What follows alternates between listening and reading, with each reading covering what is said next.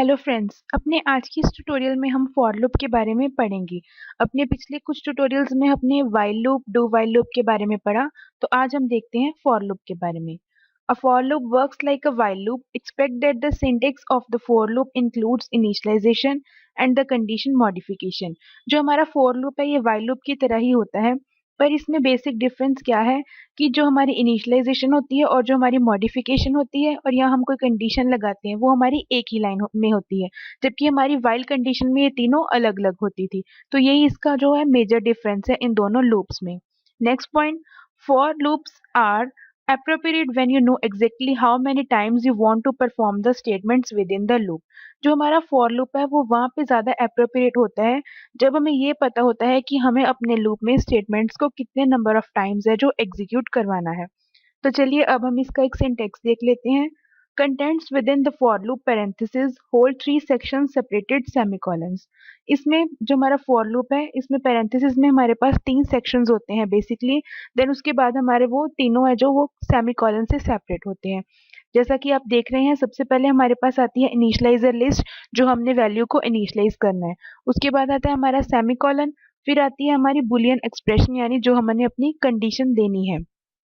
Then फिर से semicolon, और उसके बाद आती है हमारी इटरेशन लिस्ट यानी मॉडिफिकेशन, जैसे हमने इंक्रीमेंट डिक्रीमेंट कुछ भी परफॉर्म करना है। तो उसके बाद आते हैं हमारे कर्ली ब्रेसेस, देन जो स्टेटमेंट्स, और फिर हमारी जो कर्ली ब्रेसेस हैं वो क्लोजिंग हो जाती है। The initializer list is a comma-separated list of expressions. These expressions are evaluated only once during the lifetime of the for loop. अब क्या है कि जो हमारा फॉर लूप है इसमें जो इनिशियलाइजर लिस्ट होती है वो एक कॉमा सेपरेटेड लिस्ट होती है एक्सप्रेशंस की। मतलब इसमें जो भी एक्सप्रेशंस में जो स्टेटमेंट्स है वो सिर्फ एक बार ही इवेल्युएट होनी होती है ड्यूरिंग द लाइफ टाइम जब तक हमारा फॉर लूप का एंड नहीं हो जाता। This section is commonly used to initialise an integer to be used as a counter. तो चलिए अब हम इसे समझने के लिए इसकी एग्जाम्पल ले लेते हैं। हमने यहाँ पे एग्जाम्पल ली हुई है फॉर लूप की।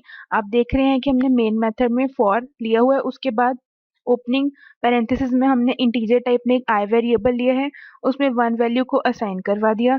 देन सेमीकोलन, फिर मैंने कंडीशन लगा दी कि मेरी आई की वैल्यू 10 से लेस होनी चाहिए या फिर उसके इक्वल।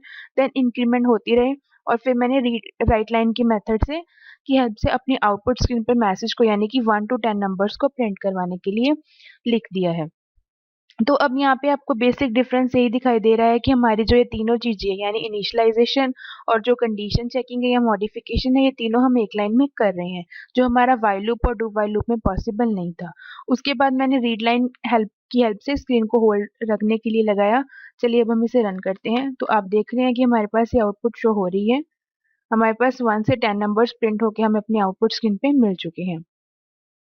तो बेसिक जो हम कह सकते हैं एंड में कि हमारे पास फॉर लूप की एडवांटेज यही है कि हम ये तीनों काम इनिशियलाइजेशन, मॉडिफिकेशन और जो हमारा ये है कि कंडीशन, हम तीनों एक लाइन में कर सकते हैं। तो इस तरह से अपने आज के ट्यूटोरियल में हमने फॉर लूप के बारे में देखा, उसकी एग्जांपल देखी। आज के लिए इतना ही। Thank you.